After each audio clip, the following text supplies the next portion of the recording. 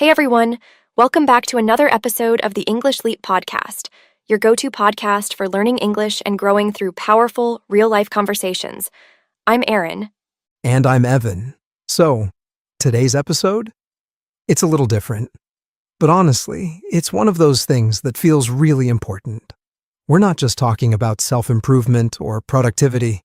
We're talking about your body, the place you live in every single day.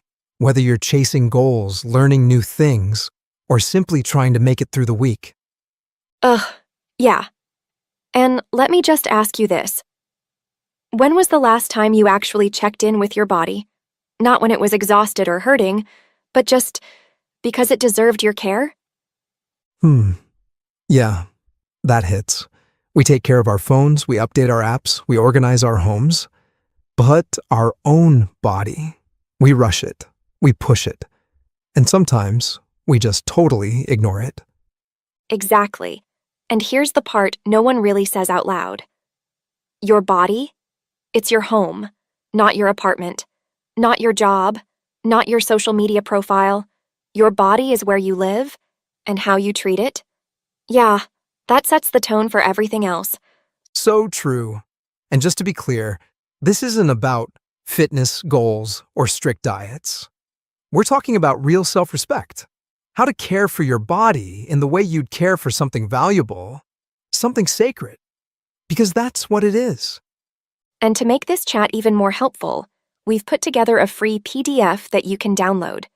It's packed with comprehension questions, grammar practice, and all the key points from today's talk so you can follow along and improve your English as you listen. You'll find the link in the description. Oh, and definitely don't miss the end. Charlotte's dropping in for her vocabulary breakdown, where she's going to explain some of the words from today's talk in a clear, simple way. So wherever you are, walking, folding laundry, lying on the couch, just take this time. This isn't just a podcast, it's a little nudge. Because your body, it doesn't just need a break. It needs your attention, your care, maybe a little kindness too. Yeah, stick around, because by the end of this, you might not just feel inspired, you might actually feel reconnected with the part of you that's been quietly asking for care. All right, deep breath in. Let's begin. Yeah, couldn't have said it better. Okay, let's start with something that's kinda obvious but still hits different when you really think about it. You only get one body. Like, that's it. No trade-ins, no spare. This is your only home. Yeah, for real. And it's crazy, right?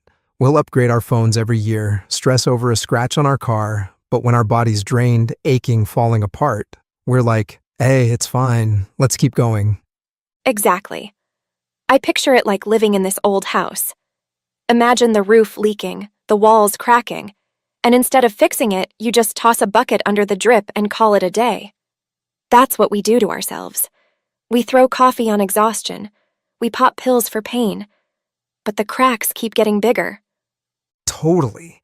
And the thing is, you can replace a car, you can even move houses, but you can't move out of your body. It's your foundation. Everything. Your dreams, your happiness, your focus. It all depends on whether your home is standing strong or slowly crumbling. Right? And if you don't take care of that foundation early, someday it's not just tired muscles you're dealing with.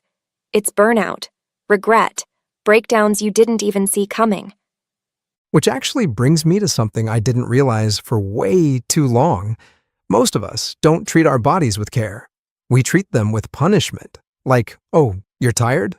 Push harder. Oh, you gained a few pounds? Starve yourself? It's brutal when you step back and actually hear the way you talk to yourself. Yeah, been there. I used to think feeling worn out meant I was weak, like needing rest was a flaw I had to fix. And I'd punish myself even more. Less sleep, more work, no mercy. Same. There was this one time in my first job, I was pulling crazy overtime, barely eating real meals. And when I finally got sick, I was mad at my body. Like, what? Dude, you're the one who wrecked it. Exactly. It's like yelling at a car for breaking down after you drove it on empty for 300 miles. What we should be doing is flipping the script. Less punishment, more gratitude. Instead of saying, ugh, I hate how tired I feel, maybe it's, wow, my body's been showing up for me nonstop, and it's finally asking for a break. And honestly, when you start thinking like that, it's not about fixing yourself anymore. It's about taking care of your closest ally, the one that's been carrying you all along. And speaking of ally, let's talk about how we fuel this thing. Because man, for the longest time I treated food like a prize, or worse, like a punishment. Same. It was either, I deserve this giant pizza, or I need to eat nothing tomorrow to make up for it. It was all about guilt and reward, not energy. Exactly. And the real shift happened when I started seeing food as literal fuel.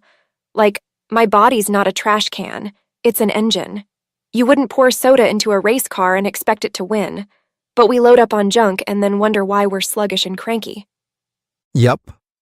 I remember this one week where I lived off vending machine snacks because I was too busy to cook. By Friday, my brain felt like it was swimming in syrup. I couldn't focus, couldn't think straight.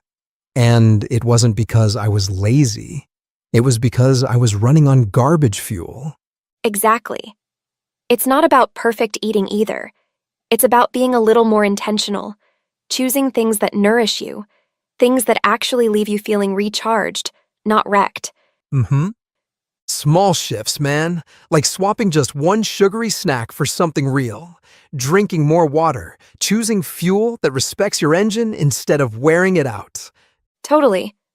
It's the little things that add up.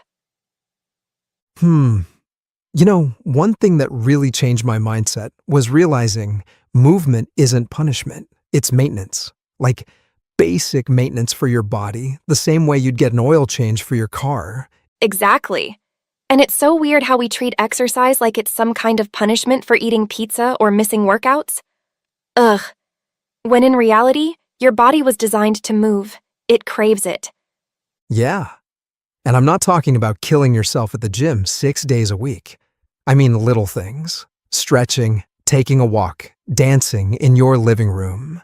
Moving because you want to feel alive, not because you're trying to earn your next meal. Totally. Movement is like brushing your teeth. You don't brush because you sinned. You brush because it keeps things clean and healthy. Same with your body. It's about keeping the system tuned and flexible, not punishing yourself.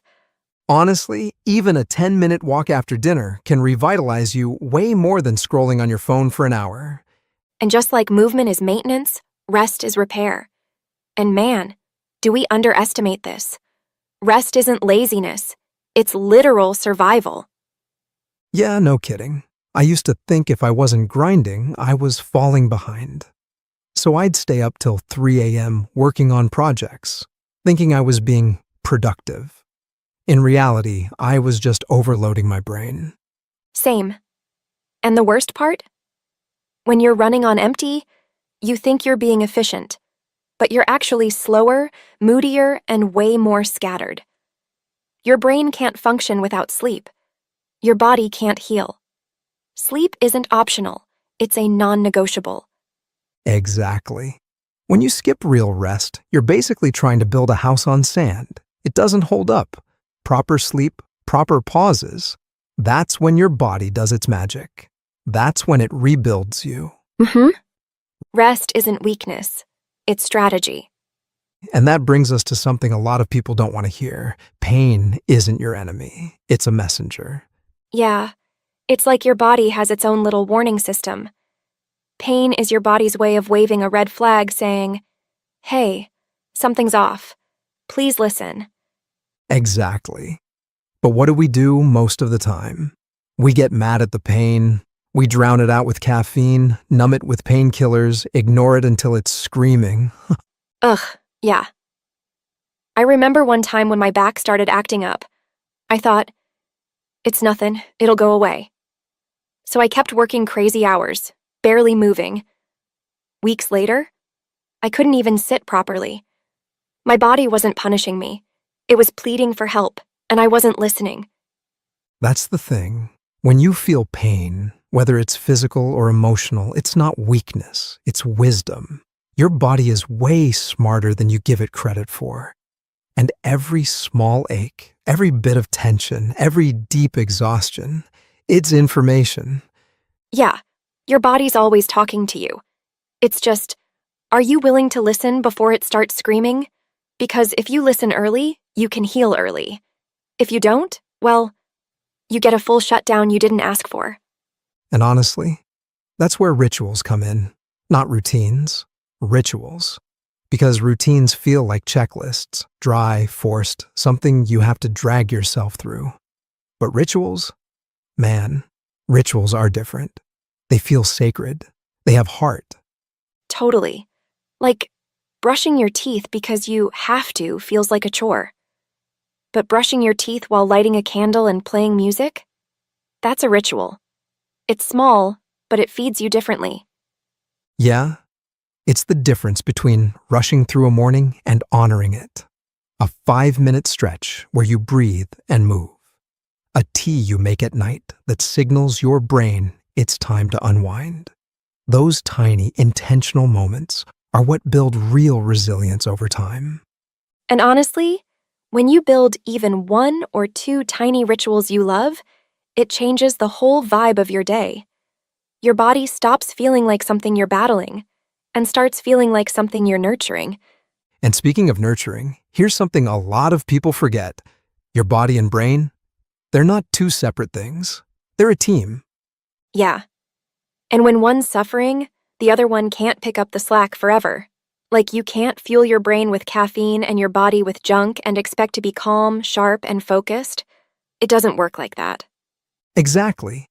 Your tired body makes your mind sluggish. Your racing mind makes your body tense. They're constantly feeding off each other. You take care of one. You automatically take care of the other. You abandon one. You drag both down. And honestly, when you start seeing them as teammates instead of 2 separate battles, you get powerful. You start making choices that build both, not just one. You create momentum. You create strength. Yeah. It's not about chasing perfect health or perfect habits. It's about building a partnership with yourself. A real one. Every step you take, every glass of water, every deep breath, you're choosing to strengthen your whole system, not just survive the day. All right, English leapers, you know what time it is. Time for Charlotte's vocabulary breakdown. She's going to walk you through some of the key words we use today so you can understand them better and start using them naturally yourself. Take it away, Charlotte. Hey everyone, it's Charlotte. Let's quickly break down some of the useful words from today's episode. Ready? Let's go. Foundation. Meaning, the basic support that everything depends on. Example, good communication is the foundation of a strong team. Gratitude. Meaning, a feeling of being thankful. Example, I showed gratitude by writing a thank you note to my teacher. Sluggish. Meaning, moving slowly and without much energy. Example, I felt sluggish after eating a huge lunch. Nourish. Meaning, to give what is needed to stay healthy and strong. Example, fresh vegetables nourish your body and help you feel better. Ally. Meaning, a person or thing that supports you. Example, during the project, my coworker was my greatest ally. Wreck. Meaning, to completely damage or destroy something. Example, the strong storm wrecked several boats at the harbor. Wear out. Meaning, to use something so much that it becomes weak or broken. Example, I wore out my running shoes after months of daily jogging. Revitalize. Meaning, to give new life, energy, or strength. Example, a good night's sleep revitalized me after a busy week. Non-negotiable. Meaning, something that is required and cannot be changed. Example, For me, having some quiet time every morning is non-negotiable. Pleading, meaning asking for something in an emotional or serious way. Example, she was pleading with her friend to stay a little longer. Resilience, meaning the ability to recover quickly after hard times. Example, after losing the game, the team showed resilience by practicing even harder. Brutal, meaning extremely difficult, cruel, or harsh. Example, the winter this year was brutal with freezing temperatures and heavy snow. And there you have it. Pick one or two of these words and try using them in your conversations or writing this week. The more you use them, the more natural they'll start to feel. All right, back to you, Aaron and Evan. Thanks, Charlotte. That was awesome, as always. And to everyone listening, thank you so much for taking the time today to reconnect with yourself a little more.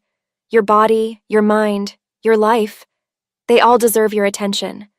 And remember, it's not about perfection. It's about little steps, small kindnesses, tiny rituals that build a better home for you from the inside out. If you found this episode helpful, go ahead and grab the free PDF we made for you. It's linked in the description. And if you think someone else might need this reminder too, share it. You never know who needs to hear they deserve better care. All right, English Leapers, that's all for today. Keep moving, keep resting, keep listening to the home you live in. And we'll see you in the next episode of the English Leap podcast. Take care.